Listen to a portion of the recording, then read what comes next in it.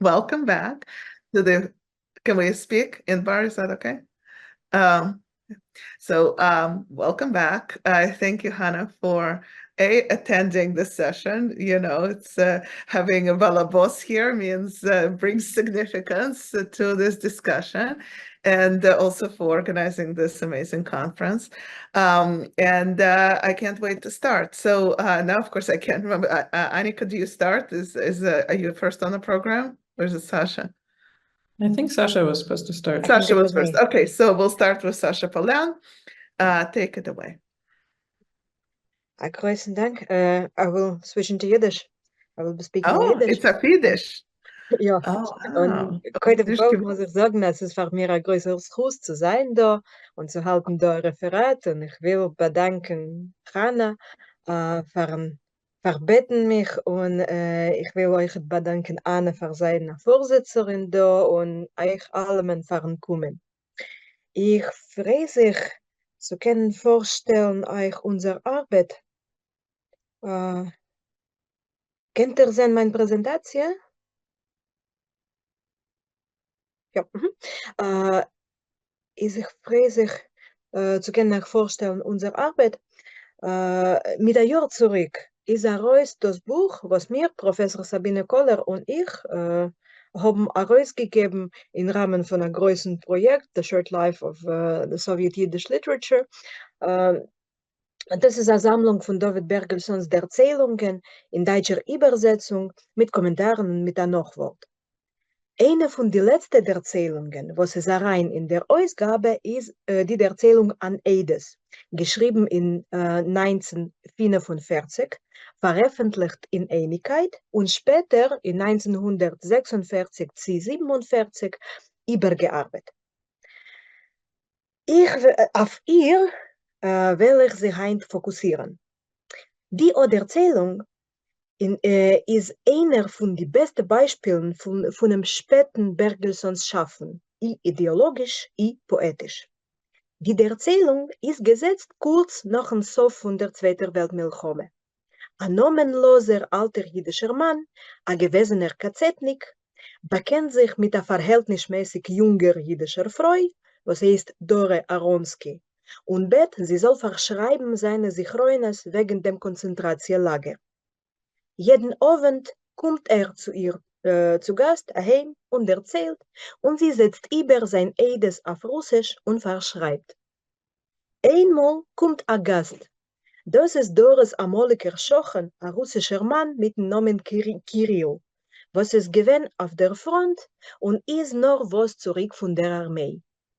Seine Tates, Doris Tate Mordche Bencionowitsch Aronski und Kirills Tate Professor Birjukov, bleibt ohne Namen, sind Gewinnschreinem und Kolleges, Chemiker.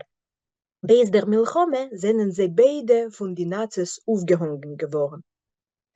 Die Kulmination von der Erzählung kommt vor in Abend, wenn Kirill kommt zu Gast und hört Doris herzreißendes Geschrei. Der alte Jid fällt Chalosches. Dore hat Meure, als ist öfter nifter geworden und läuft nach einem Doktor. Bis Dore ist weg, bleibt Kirill mit dem leblosen Körper öfter schon am Mess und lehnt über Dores Notizen. Sieht, als verschreiben die Sichroines von dem Alten, hat Dore beschlossen, euch zuzugeben ihre eigene Sichroines wegen ihr Taten. Und Kirill lehnt sie über und schreibt zu euch seine Sichroines wegen seinen Taten. Dore und Kirill sind die einzige Leben gebliebene in seiner Mischpoches. Kirill ist gewesen auf der Front, Dore ist upon ihm evakuiert gewesen und der Jid ist der einzige Außer von einer Million Assyrim von dem Lager leben Lwów, Lemberg, die Rede geht sicher wegen Belzec, was ist geblieben leben. Ich meine, es wird gewinnt Schikave zu fragen, wo handelt die Erzählung. In Onheib steht, in der nicht lang befreiter republikanischer Hauptstadt. Von den Hauptstädten von sowjetischen Republiken sind bis der Milchome Kiew, Minsk, Kishinev, Wilna, Riga und Tallinn okkupiert geworden. Und wir wissen von der Erzählung, als erstens, die Stadt ist gewesen in die Hände von Deutschen, nicht von kein Rumäner. Zweitens, vor der Milchome ist in der Stadt gewesen lekol apoches ein chemische Fabrik. Und drittens, beschaß dem Churben haben die Okkupanten dort gemacht a Ghetto. Von die Städte auf der Oreshime sind alle Achutskeshenew okkupiert geworden Tage von Deutschen. In zwei von die Städten, in Kiew und Tallinn, ist nicht gewesen kein Ghetto. Und in Minsk und Wilna ist die chemische Industrie entstanden erst nach der Milchome. Da kann man öfter Mescheier sein, als die Rede geht wegen Riga, was es befreit geworden in Mitte Oktober 1944. Bis der Milchome hat Riga übergelebt Depopulatie. In 1940 hat ihre Bevölkerung gezählt um 354.000 Teuschwem, gegen 228.000 Nefasches nach der Milchome. Ob die Erzählung spielt Tage in Riga, da erklärt das, für was Idore und Kirill haben gefunden, ihre Dires frei.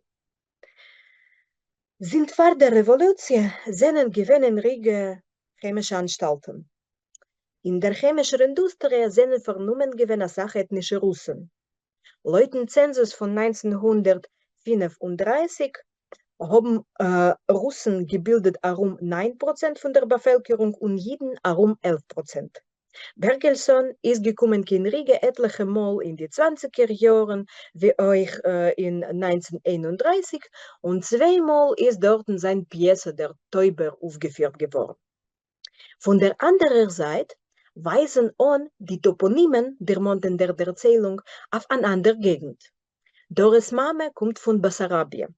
Und der Eides ist gewesen in einem Teutlager Lemberg. Sagt wegen sich, von meiner Ukraine komme ich. Und wir verstehen, als der Siperameise spielt gezwo noch.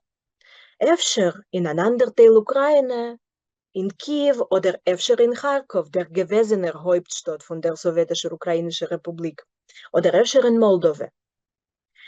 In ihr Buch wegen Bergelsonen schreibt Harriet Murav von einer dritten Möglichkeit.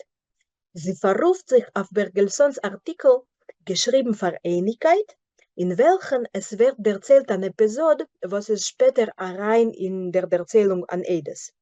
Die Nazis spannen ein Jiden, ein Professor von Medizin, und zwingen ihn zu schleppen ein Fass Wasser über der Stadt, und ein weißrussischer Arbeiter probiert ihm zu helfen, aber wird erschossen.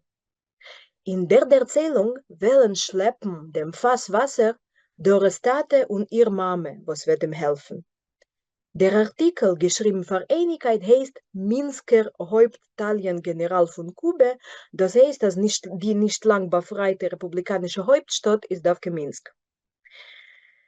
Minsk, Kiew und Kharkiv sind öfter mehr passig wie Riga und Kishinev, weil von der Erzählung kann man verstehen, als vor der Zweiten Weltmilchome ist schon in der Gegend gewesen die sowjetische Macht. Zwischen die zwei Weltmilchomes ist Lettland doch gewesen unabhängig und Moldova ist gewesen ein Teil von Rumänien. Aber, wie gesagt, in Kiew und Kharkiv ist nicht gewesen kein Ghetto.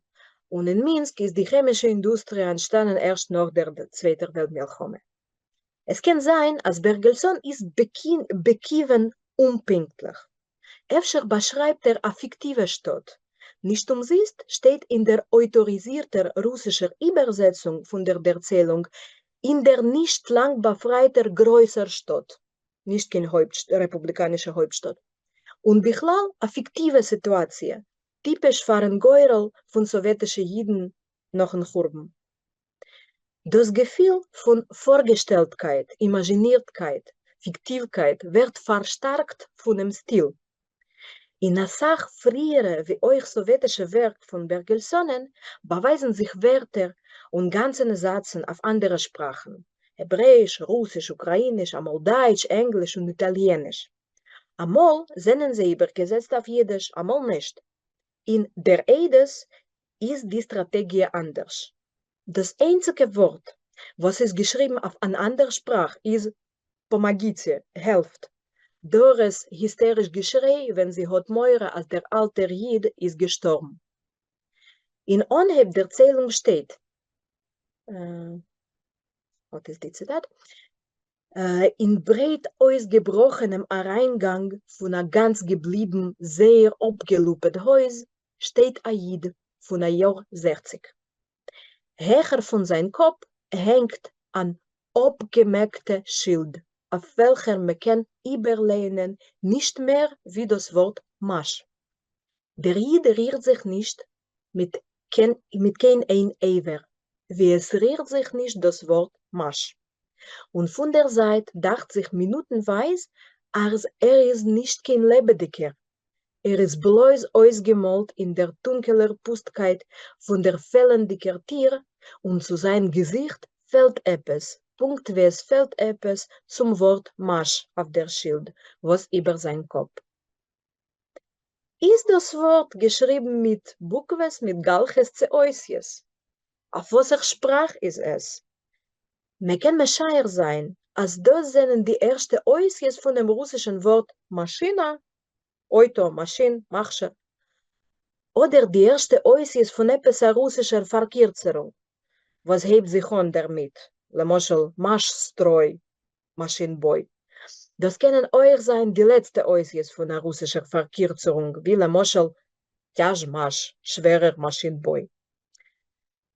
Ein bisschen später steht, an heraussteckendicke weiße Wand ist in entgegendicken heißer Gewalger ist sehr hell beleuchtet mit Sonne.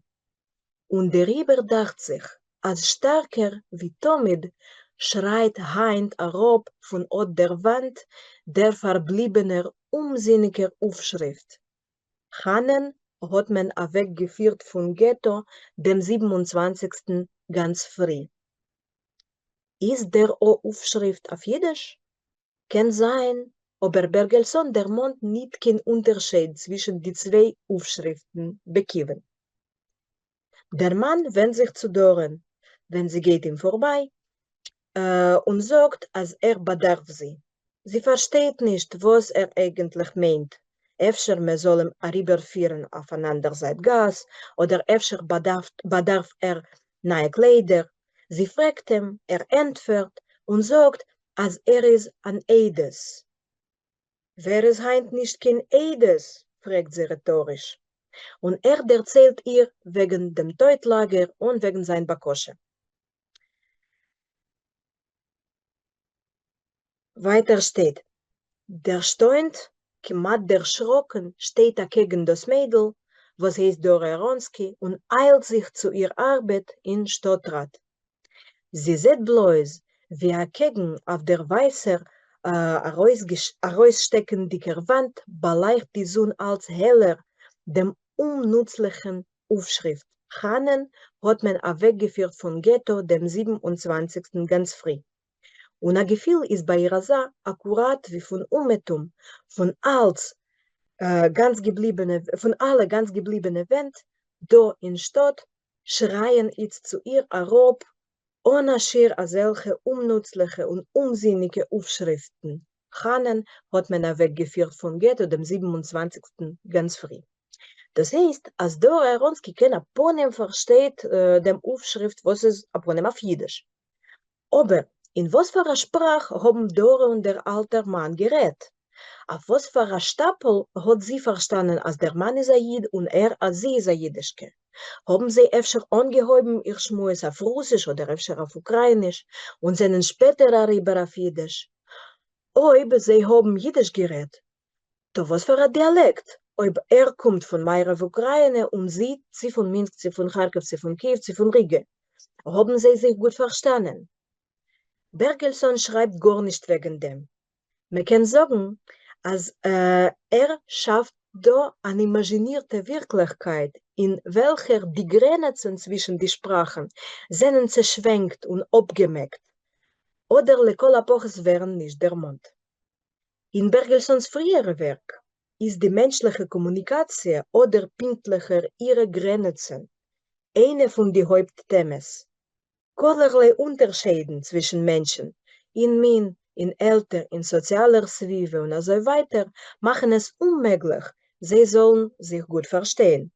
In der Oderzählung aber kommunizieren die alle drei Helden, 2 Jiden und 1 Russ, allein gebliebene von seiner ganzen Mischpoche, kemat ohne Schwierigkeiten, nicht geguckt auf die Sprachunterschiede. Als Sach trug dazu bei, versteht sich die Übersetzung. Wenn der Alter Bedore sie soll anschreiben, seine Zichroines, setzt sie gleichzeitig über auf Russisch. Für was und zu lieb was.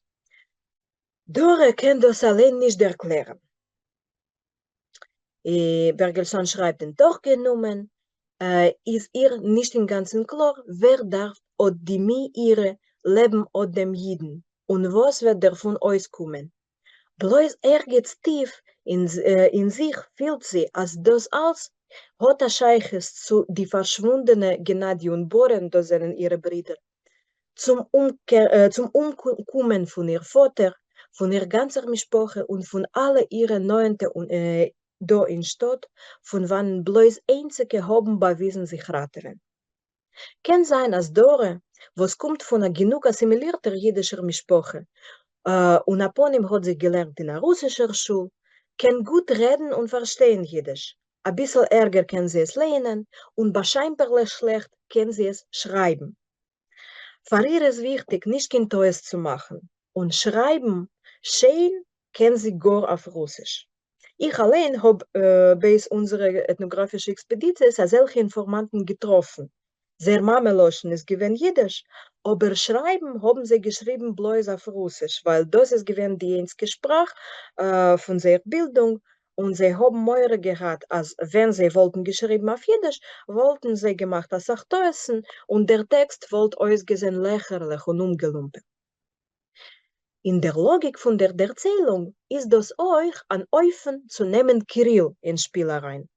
Erstens ist der einzige Lehner von Doras Notizen. Die Übersetzung macht es möglich, soll euch kennenlernen dem alten Jidens Zichroines. Zweitens verwandelt die Übersetzung euch Kirillen in Aneides. Nachdem wir lernt Doras Zichroines wegen ihr Taten, beschließt euch seine Taten zu verewigen. Aber der Mechaber besinnigt euch die Übersetzung von Jiddisch auf Russisch via der Erscheinung. Für Bergelsonen wie euch, für andere Mechabren von Kiewer Gruppe, ist wichtig die Idee von Unterschied zwischen die Deures. Die jüngere, der mehr sowjetische Dor, ist oft ein Vorbild für die ältere. Der ältere Dor versteht nicht den Wert von der Übersetzung. Der alte Jid wird viel in Kass, wenn Dora fragt ihn, sie hat ein gewisses Fragment von seinen Zichroines richtig übergesetzt. Mich fragt der dumme Wienes, was kann ich euch darauf sagen? Die Zore sind gewinnen auf Jiddisch. Aber der jüngere Dor meint verkehrt, als die Übersetzung ist nötig und legt nicht in Sofek auf Übersetzbarkeit von der jiddischen Erzählung. Übersetzbarkeit, wie euch die Themen von Verbindung zwischen Eides und Tod, ist ein wichtiger Begriff von Walter Benjamins Essay, die Aufgabe von dem Übersetzer. In Bergelsons Zugang zu der Übersetzung von Jiddisch, wie ist ausgedrückt in der Erzählung an Eides, sieht euch zu sein ähnlich zu Walter Benjamins Idee. 3 Minuten, 1 Minute.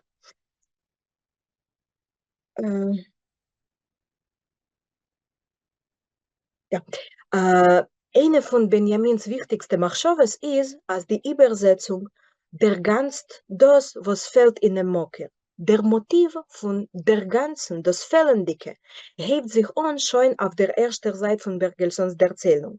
Auf der Wand, in der Wand, was neben ihr steht der Jid, fällt die Tier.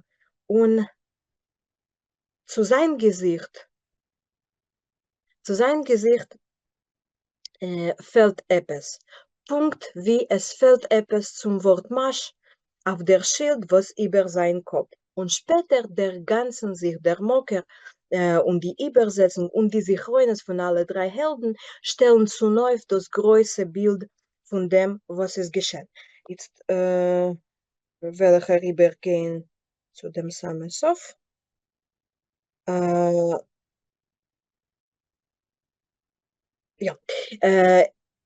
In zahlreichen Artikeln, Erzählungen und 2 Pieces geschrieben wegen dem Churban und Beis dem Churban, hat Bergelsson geteilt, als die Aufgabe von Jiden ist, leben zu bleiben und zu bringen auf der Welt jüngere Deures.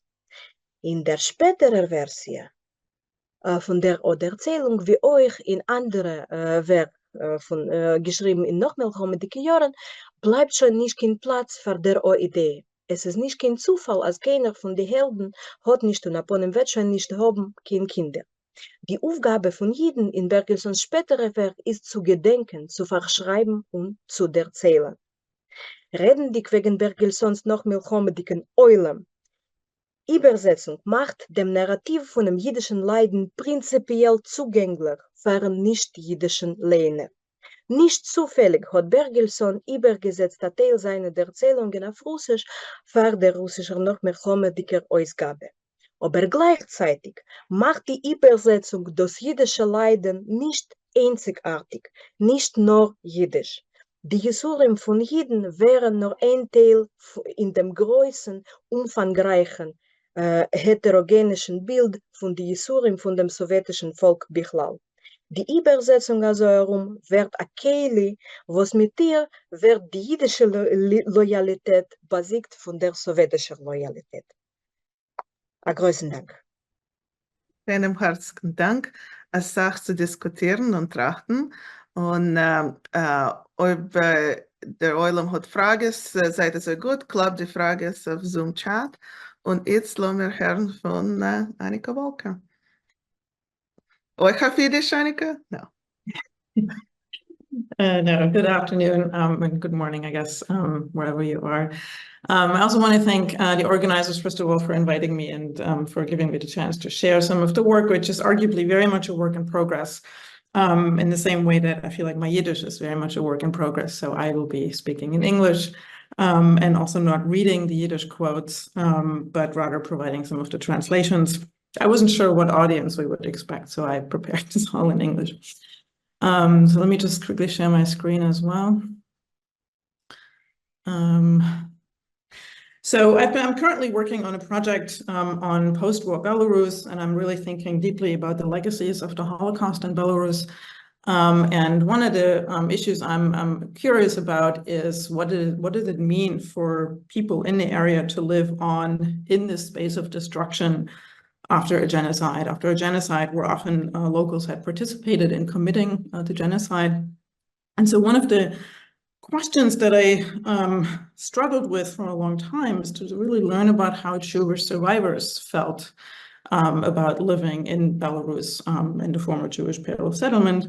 And because most of what we know about post-war rebuilding, about dealing with the trauma of the wars, is really focusing on the kind of non-Jewish perspective. And so in a way, I noticed that this seems to continue to some extent what Harriet Muraf, who was already quoted earlier, diagnosed for the story of the war itself, where in Music from the Speeding Train, she said it so succinctly, where she said, to discuss the war and the Holocaust on Soviet soil means contemplating two parallel singularities. Both events took place in the same time and space, and yet paradoxically, subsequent accounts rendered them invisible to one another. And so to me, it seemed like in a way, the lack of good sources, good perspectives about what it meant for Jews to live in Belarus seems to kind of replicate that mirroring. And so I began to search a little bit. And one of the materials that I found is the work of Hirsch Reles that I want to introduce a little bit today. Hirsch Reles, who died in 2004, so 20 years ago, has often been identified as the last native Yiddish writer of and in Belarus. But I think he's actually still quite unknown outside of the former Soviet Union. So I want to basically introduce his work here, but then also focus on some elements that I'm particularly looking at right now. So Reles was born in 1913 in Chashniki in Belarus and died, as I already said, in Minsk in 2004. He lived in Vitebsk in the early 1930s, specifically to study at the Jewish Pedagogical Technical School at the time, later transferred to Minsk, and then worked for quite a while as a teacher in Jewish schools in Slutsk primarily, until they were closed in 1938, and then began to teach Russian literature and language in other schools, later transferred to Novogrudok right before the war, and also began to work as an editor for Pioner Belarusi, so a magazine published in Belarusian, beginning in 1939. Later, during the World War II, was drafted into the Red Army, but because of his editorial experience, was actually asked to work for an army newspaper and worked there for quite a while as a secretary and also did design. After the war, returned to Minsk, where he then again worked for several magazines, but also, especially after 1948, time that I'm going to talk about in just a minute, ended up teaching again primarily in evening schools, literature and language. So he never had a kind of really well-paying job, in other words, in the Soviet period. And I think some people may be familiar with his work on Yiddish writers from Belarus in particular. He prepared a whole volume where he introduces Yiddish writers from Belarus. And it's kind of a mix of introducing these writers, but also providing a memoir of his own life. Until the very end of his life, he was very actively involved in the work of the Minsk Jewish Cultural Association, for instance, leading a circle of people who were studying Yiddish, and gave a number of lectures. And actually, if you Google his name, there's quite a few. There's some videos on YouTube by some scholars, artists who have interviewed him, and you can even actually see him performing some Yiddish songs. So turning to his work, particularly in Yiddish, which began actually with a piece of poetry in 1931. He then later also, alongside his work for Pioner Belarusi, wrote for the Junger Leninets, the Young Leninist, and some other magazines coming out of Minsk. And after the war, participated in preparing two almanacs, Mit festen Trott and Mit Kloren weg. The latter one was not actually released, but supposedly he had one copy of this almanac at home. But then later, somewhat regularly published in Sovetish Heinland after it was founded, and also at some point in Warsaw, Volksstimme, and the Yiddish Gas, so they kind of the successor of the Sovetish Heinland after 1991. An important moment, I think, here to think about is that in 1948, he was actually expelled from the Union of Soviet Writers for quote-unquote passivity, which of course had more to do with the fact that there was no outlet where he could publish in Yiddish. And so only through the help of other writers, including Jan Gabriel, a Belarusian writer, was able to find work primarily as a typesetter in a printing shop, but then also again in the evening schools. So kind of had to eke out an existence through not the most well-paying jobs, but continuously on the side, again, was actively trying to produce writing in Yiddish. And so I want to turn primarily to some of the work that he produced beginning in the 1960s, 1970s, when he traveled through the former Shtetlach of Belarus to basically document post-war Jewish life in Belarus, and wrote a number of what is often described as stories. To me, they often also read like small vignettes that were then published in this collection Unterm friedlichen Himmel or Über Weißrussische Shtetlach, both published with Sovetski Pisatel in the mid-1980s, but also, and we'll see some of that before that as well. And then again, the memoirs that I already mentioned. So these are kind of the four major sources I'm currently looking at. And again, this is very much a work in progress. But to me, this work is very illuminating in the sense that it shows the post-war life of surviving Jews alongside these somewhat unknown, but at the same time also familiar places, like Shashniki, like Klimovici. And he does that in Yiddish, so which is in essence the only reminder really of a life, of a culture that was destroyed during the Holocaust. So for context, just very briefly, Sovetish Heimland is kind of, again, the major outlet for publishing these stories about the former Shtetlers. Was founded in 1961 under the umbrella of the Soviet Writers' Union. As Gennady Estrach mentioned, it was basically a gimmick of the Soviet of officialdom to avoid more effective ways to renew Yiddish culture, because it was very much under the control of the Soviet Writers' Union, and in that sense kind of replicated much of the focus of Soviet writing at the time, which was really more focusing on the contemporary multinational Soviet Union rather than looking back into the past. And Aaron Vergelis, the editor of Sovetish Heimland, was very clear that he really wanted Sovetish Heimland to be able to show Jews in this contemporary setting of Soviet nationalities living with each other in the same space, and not turning to the shtetl as this image of petty traders, cantors, matchmakers, kind of the old Jewish pre-revolutionary life, and much more focusing on the participation of Soviet citizens, including Jewish Soviet citizens, in building communism and developing the economy and culture. So in other words, Yiddish here functions very much as kind of broken away from the shtetl and much more focusing on being able to show their contemporary life. And so when Reles set out to travel through the former Pale of Jewish settlement, he may have followed that agenda to some extent. We learn about many Jewish characters in these various towns, and they often seem to be quite content with their current life, and to some extent, many of the stories are quite funny and quite ironic.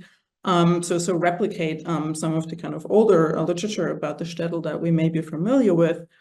But at the same time, I think to us, we can also read them as really illuminating Jewish life after the Holocaust in the Soviet Union, which oddly enough, Vergelis himself mentioned in 1981, where he actually celebrates these stories about the shtetl that Reles wrote, specifically because historians may not have other, and this is almost quoting verbatim, may not have other sociological, statistical, or other sources to reconstruct a picture of the Jewish shtetl after its liquidation during the war.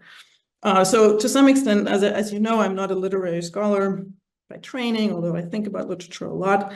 I'm treating these stories less as literary artifacts as really almost an ethnographic view on post-war Jewish life in Belarus.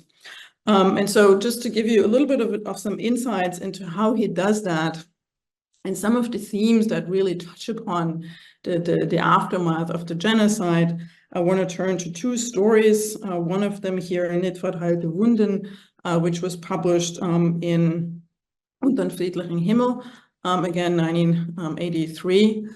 And this is a translation I produced myself, so I apologize for any non-kind of literary language that is in there. I'm still working on ironing out some of these elements. But what struck me in this particular story, for instance, which is a portrait basically of the life of war veteran Boris Yefimovich and his wife Nina Alexeyevna, who lost their older daughter during a killing action in the ghetto of Klimovici. And so the story begins as follows. On the corner of Komuniskaya Street, there is a wooden house painted in bright blue color. Behind the house is a lush orchard. This is the house of the administrator of the middle school's faculty, Boris Yefimovich. During the war, he fought at the front and went all the way to Berlin. He came home from the war with both legs, with both arms. He can see with both eyes, and he can hear with both ears. In this house, he learned some horrific news. His older daughter, Tomochka, who was 4 years old, was killed, and her death was horrible. Then we learn a little bit more about what actually happened in the ghetto, or around the ghetto, better said, where his wife was interned with a younger daughter. But then the story ends with this paragraph. The shtetl of Klimovici has been made over. Long gone are the ruins that were left behind the war. Left behind after the war, sorry. New houses have been built where the burnt down houses used to be. The roads are paved. A new joyful generation is growing up. They know the war only from films and literature. But the scars that the suffering has left on people's hearts will not heal. And to me, this story very much kind of attends to this contrast between the drive in the Soviet Union and Soviet Belarus to rebuild and renew Soviet society after the war, which we can kind of see exemplified in the bright blue colors, the new houses that have been built, new joyful generation. But on the other hand, the ongoing grief experienced by these Jewish survivors that are really kind of sharply contrasted to that. And then another dimension that we can read about in the Shuvnik of Taranove, which was published in Überweis Russischer Städtlach, which you can see was a supplement to Sowjetisch Heimland, where a war veteran essentially talks about his life in Taraganove shtetl in Ukraine, actually. So the person left the shtetl. And the story that I'm looking at here has this very important paragraph. Do you want to know how I ended up? Do you know how I ended up in Taraganove? The story goes as follows. When I returned from the war to my shtetl, every stone, every blade of grass reminded me of the relatives and friends that had been killed by the Hitlerist butchers. I could not stand to be there, so I came here to Vasily. My Odnopolchan, which is a Russian word that really managed to get into translated into Yiddish, which means something like my fellow soldier of the unit, and I stayed here. And this is a trope that I've found in my work with survivors of the Holocaust in Belarus quite frequently, where people were very articulate about the fact that they just could not stand living in that place where their whole family had been killed and had to leave to be able to live on. And so this is, I think, an element of post-war life that we wouldn't necessarily find in the same way in kind of non-Jewish reports or statements about the time. And just to quickly wrap up, there's another story that I have not found in the Yiddish original yet, but in Russian, which is called Где-то на Украине, at the edge of town, where we have this story of the narrator visiting his former hometown, Chashniki, and this is really Relis's hometown, where he encounters former acquaintances from school and visits them in their home, and learns about the mother of the family, who, as we learn here, wants to visit Chashniki all the time, but we don't let her. She had a heart attack when she heard that all her relatives were killed. And when she goes to the mass grave, she gets really upset, and that is not good for her. So that, again, speaks, I think, very, very clearly to the ongoing trauma, the ongoing encounter with the killing that really took place in these former shtetls and not somewhere far away. And that continues to very much be part of people's lives in post-war Belarus. And so these are just some of the elements that I'm looking at in these stories, how they contribute to learning about Jewish post-war life in Belarus. And then to me, this portrayal really speaks to the near complete absence of Jews at the same time as he writes in Yiddish about the remnants of Jewish life after the Holocaust. So writing very much about Jewish life that is situated in the midst of a society that is very much focused on rebuilding, on trying to move on and not thinking about the past. But at the same time, these people are dealing with this continuous loss on a daily basis, and try to solve it to some extent by leaving, as we learned in one of the stories. But on the other hand, of course, we learn about this struggle through Relis's work in Yiddish, which to me then is a kind of an attempt to show that this life has been destroyed, but there are remnants there that we can still see, that we can observe if we only look closely enough. And so what I want to do with this project in the end is to really use it to think about Jewish post-war life in Belarus, also as a counterpoint, essentially, to the genocidal violence and the state anti-Semitism that really threatened to all but eradicate Jewish presence in the former Pale settlement. So I'm going to stop here. Okay. Thank you so much, both presenters. So we're going to just follow the tradition of the earlier sessions and ask people who wrote questions in the chat to articulate them. I have my question too, but if there are others who want to write in the chat, please go ahead. So I think, Hannah, you were the first person to write, so just ask both of your questions. Okay. I don't have to be the first. I'm just enthusiastic, okay? That's all. Enthusiasm goes for something. Really fascinating. First of all, I have to say that I met Hirsch Relis a few months before he died, and I have a picture of the two of us, and I was trying to find it and post it in the chat, but then I realized I couldn't multitask, so I'll find it later, but it's a good one. So my question for Sasha is that you talked about translatability, and I know that Bergelsson is fascinating that way. Do you think that translatability is something that we want or don't want in Holocaust literature? I mean, is there a kind of negative capacity, a virtue in something that's untranslatable in this case? And Anika, I'm really interested in Hirsch Relis's language. Because I know for that generation, every word choice was so meaningful. Every time they incorporated a Soviet neologism, it meant something, and they argued about it behind the scenes. So can you say how much he did that and how much he didn't? Hannah, Yeah. thank you so much. Hold on, Sasha. We'll collect a few questions so that you have a chance. Okay. I'm sorry. Broadcast, I thought we were supposed to answer the questions. No, we'll we'll collect sorry. a few. This is a Soviet panel. You've got to follow the rules, Sasha. I thought the whole panel was about breaking the rules. Yeah, actually, surviving despite the odds. Now you're telling me it's a Soviet panel, therefore we don't follow the rules, right? Okay. Okay. David? So my question was also to Anika about the spoken Yiddish in the dialogue, but since Hannah Polyan has asked a better question, I will go a different direction. Reisebilder. So Reisebilder, as you know, are a major genre in Yiddish, starting with Yud Lamed Peretz's Bilder von einer Provinzreise. So the genre goes in two directions. One is Peretz's to show the disintegration of the shtetl, to allow the shtetl to narrate its own collapse and inner bankruptcy.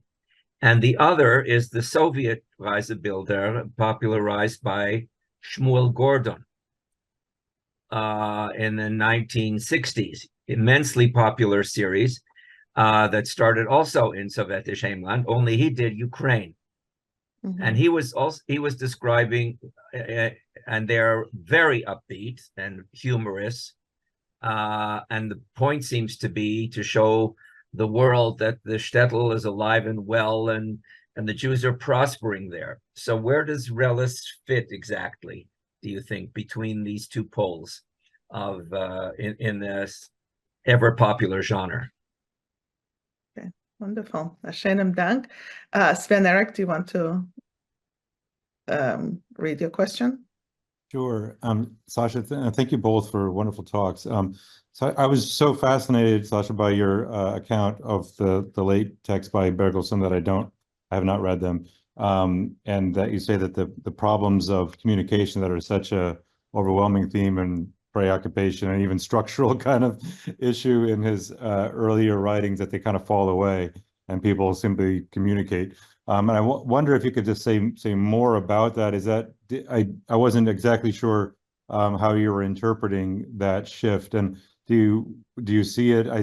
I seem to think that you were saying that maybe it's an indication that he acknowledged that Yiddish would not remain a viable language. So kind of some of the problems of linguistic complexity and linguistic barriers and cultural barriers that Yiddish implies and involves fall away, so that people just can communicate in a kind of universal language or something. So, or is it something else, or is it that there's a sense of wanting to speak very clearly as an aid, and so, or something else? But I just wonder, how could you say more about that? It seemed that that was such a rich thing that you touched on, and maybe could you elaborate a little bit more? So, yeah, thank you.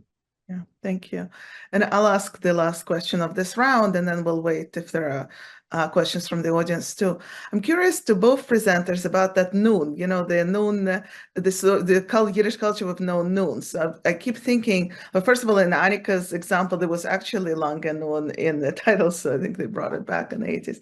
But in Sasha's case, so I was kind of struck by the conclusion, and towards the end, you said like Bergelsson is thinking about how Jews have to live and multiply, and they have to survive, and this is what they have to do to live on. This is not the Soviet exactly sentiment, right?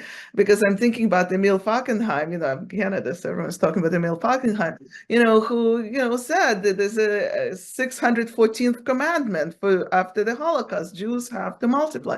So in so many ways, what you presented, what Bergelsson is thinking about, how he's talking about this, it's not exactly striking me as exactly socialist realism or Soviet context and all this.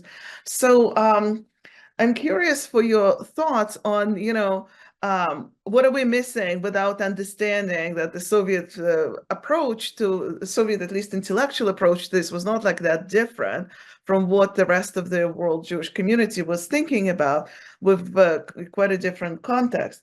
And to Anika, so I was interesting to me that example you brought about your protagonist, his protagonist is cannot stay in his town because Hitlerite butchers killed everyone, but he does go to Vasil, who is obviously a non-Jewish friend with whom he finds friendship and all this. And you said like this is kind of similar to the sentiments of survivors that you have interviewed. So I was thinking that survivors that I have interviewed also spoke about that. However, what they did say in interviews was that they couldn't handle the locals who were there. They were worried that they were somehow implicated in killing their family members, their kids, their wives, and all this. And the problem was not the Hitlerite butchers. The problem were those former friends and colleagues, and that's what they said motivated them to go away. So I realized like that is the controversial topic for literature, but maybe this is where this disconnect between ethnography and literary representation comes in, right? So some of the topics do reflect on what was going on, but others were maybe put in between lines with those Vasil characters, or maybe just made up in so many ways, so that story could be published. So I don't know the answer to this. Just curious for your thoughts.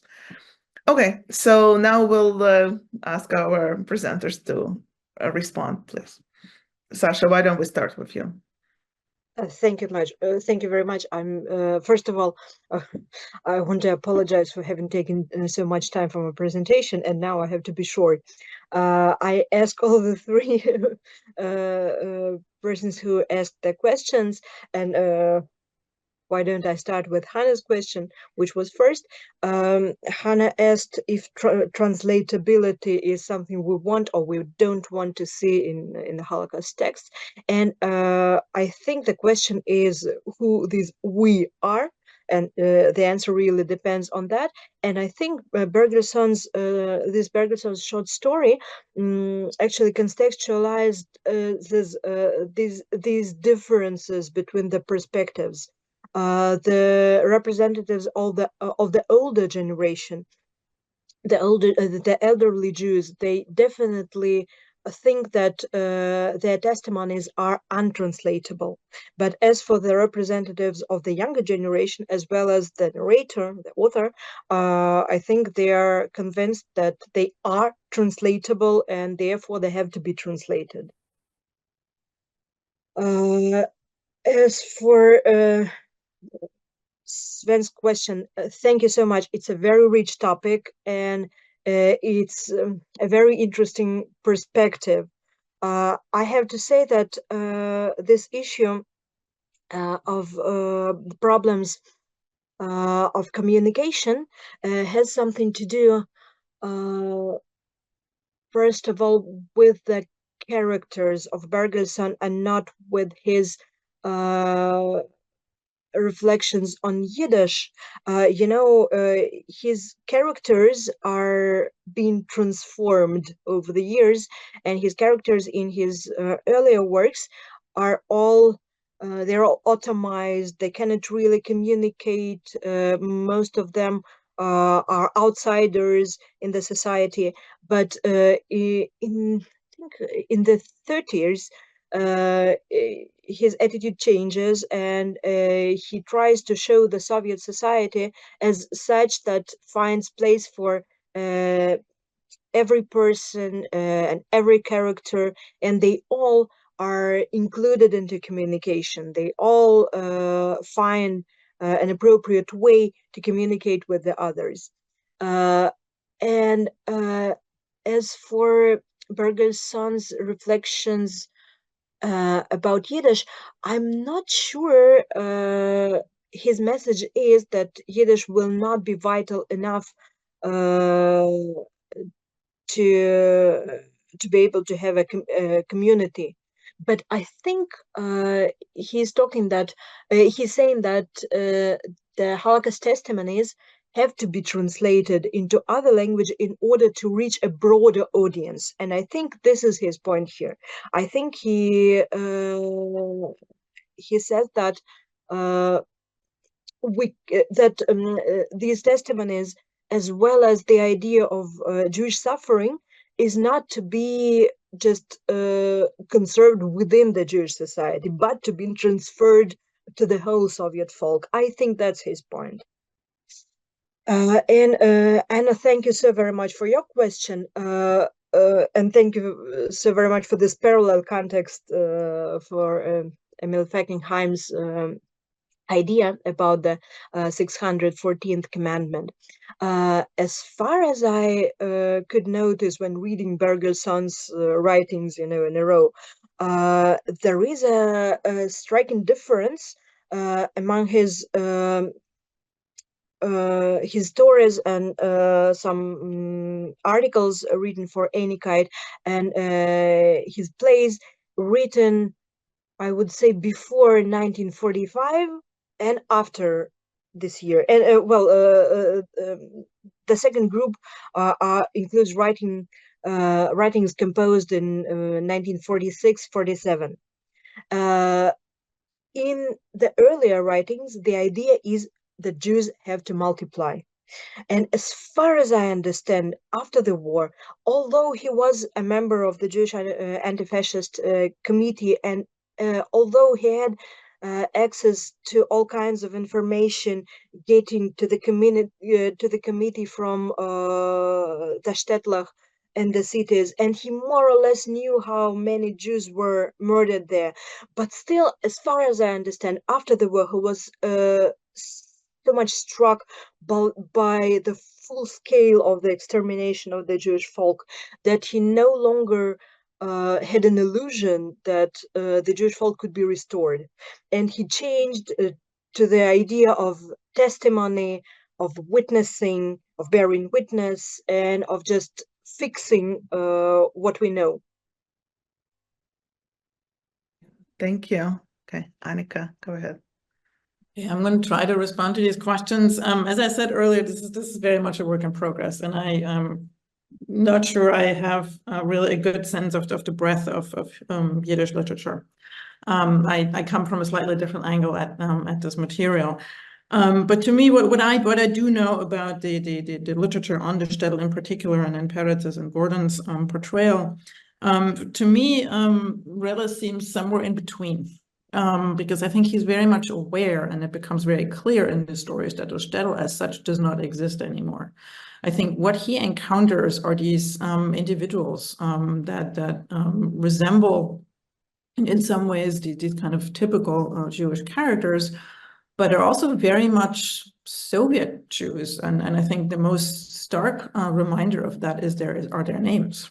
They don't have traditional Jewish names. Like Boris Yefimovich, I mean, kind of on the edge, but I really, to me, this is a portrayal of the shtetl. It's in the title, but it is very clear that the shtetl is gone. And it's elements like the ones that I talked about that are putting that literally into words, into writing. But it is very clear that he's talking about individuals in Soviet towns. I hope that answers the question. But it's definitely a question I've been interested in part because there's one story where he visits the town of Volozhin, and the narrator is surprised to find a librarian who has Yiddish books in the library. And he can't get his head around the fact that somebody is still reading Yiddish. So it's actually the surprise about the existence of remnants of the shtetl that is surprising, not that it's gone. And to Hannah's question again, but this might be because of my ignorance, the neologisms, to me, the Yiddish that I've learned is the Soviet Yiddish. So I wouldn't necessarily recognize those. I think what I do gather from my work with these Yiddish sources, that I understand them quite well because I know German and I know Russian. There's almost no Hebrew or Aramaic words. So whatever Hebrew words there are, to me, they often read as Russian that has been transliterated in Yiddish, literally. Like the Anika Walke, which to me is not a Yiddish word. But it's Soviet Milchoma Yiddish. It is now, right? It is now. It is now. Right. So there are especially the words that are related to the war, to the military, and to the economy, that are straight out of the Soviet dictionary, I would say. But I have noted that as a question to watch out for as I continue to work with these sources, and maybe we can have a conversation about that.